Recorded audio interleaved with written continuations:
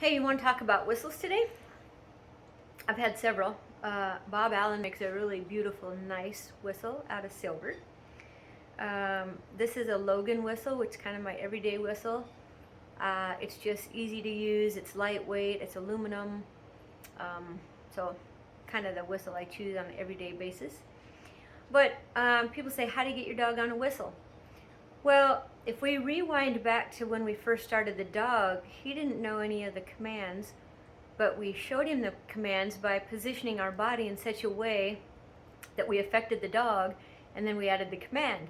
So if we put pressure on the dog to go in a clockwise fashion, we would say come by. And in just a few times, the dog knew what the word come by meant because they're brilliant. So it's no different. So the day I decide I'm going to put my dog on a whistle, I just go to the arena, start in a small area so we have more success, get my whistle, and I want to be sure that prior to doing this, I'm able to make very distinct sounds on the whistle so the dog understands one from the other.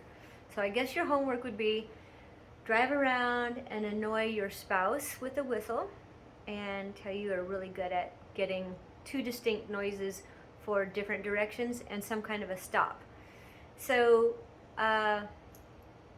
what I do is I position myself the way I would have before the dog knew commands, and if I wanted a come by flank, I would whistle the come by flank, and then I would use my arm or a flag to block the away direction, which forces him into the come by flank. All the time I am whistling the come by whistle.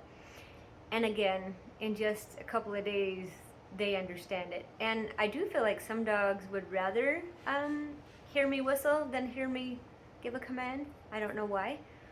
Doesn't matter. I just try to suit that dog. If the dog would rather have me whistle, I will whistle. Fine with me.